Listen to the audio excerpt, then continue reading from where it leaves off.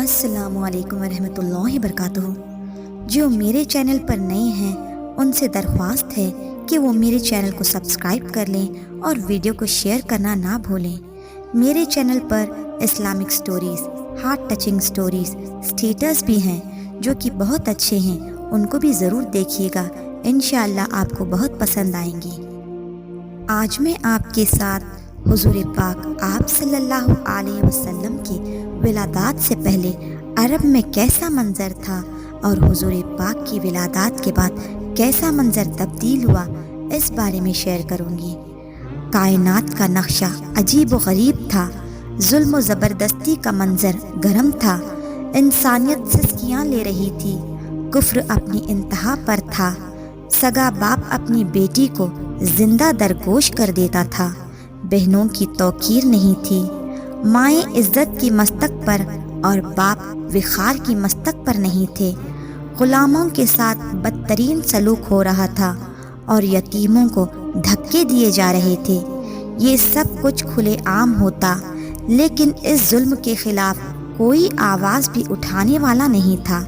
ماحول ایسا تھا، باپ اپنی بیٹی کا گلا گھونٹ دیتا ہے، اس کے اوپر کوئی مقدمہ درج نہیں ہوتا تھا، بلکہ معاشرہ ایسا تھا کہ داد ملتی تھی۔ عکاس کے میلوں میں بیٹے اپنی سگی ماں کو بیچ کر پیسے ایک دوسرے میں بانٹ لیتے تھے۔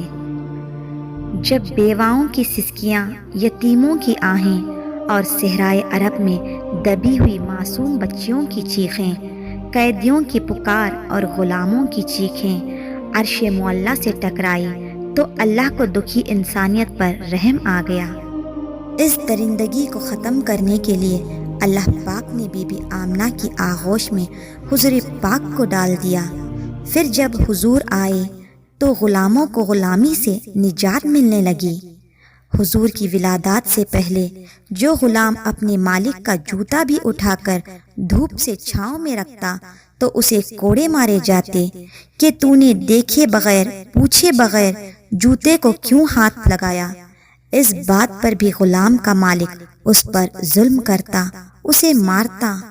اب اس غلام کا حضور کے آنے کے بعد کیا ہوا، یہ بھی سنیں۔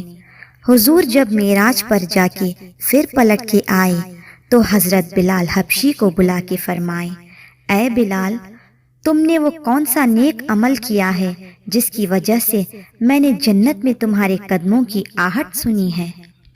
اس ایک بات سے بلال حبشی کی زندگی کی ساری تھکان اتر گئی، اور وہ ماں جو منڈی میں بکتی ہے حضور نے جنت کھینچ کر اس کے قدموں میں رکھ دی، اور وہ بیٹی جو زندہ درگوش ہوتی ہے تو اس بات پر حضور پاک فرمائے، بیٹیوں کو قتل کرنے والوں ذرا سن لو، میری بیٹی فاطمہ میرے جگر کا ٹکڑا ہے۔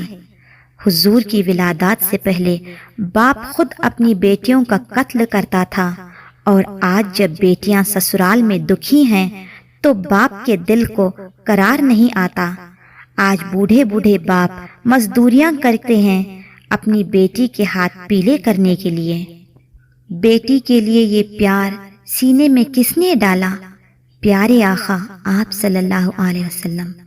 بھائی اوور ٹائم کرتا ہے فیکٹری میں تاکہ وہ بہن کی شادی کروا سکے، بھائی کے سینے میں بہن کا پیار کس نے ڈالا؟ پیارے آقا آپ صلی اللہ علیہ وسلم۔ حضور پاک نے یہ وقار، یہ تعظیم، یہ تکریم دلوں کے اندر پیدا کی ہے۔ زندگی کا جتنا بھی حسن ہے، جتنا بھی نکھار ہے، یہ ہمدردیاں، جذبات، الفت کے ترانے ہیں، یہ رشتوں میں محبت اور تقدس ہے۔ ماں، بہن، بیٹیاں، بیوی کی عزت آبرو کا احساس سب میرے پیارے آقا کی بدولت ہے۔ ثواب کی نیت سے اس ویڈیو کو شیئر ضرور کریں۔ انشاءاللہ جلد ملتے ہیں ایک نئی ویڈیو کے ساتھ۔ جزاک اللہ خیرا کثیرا۔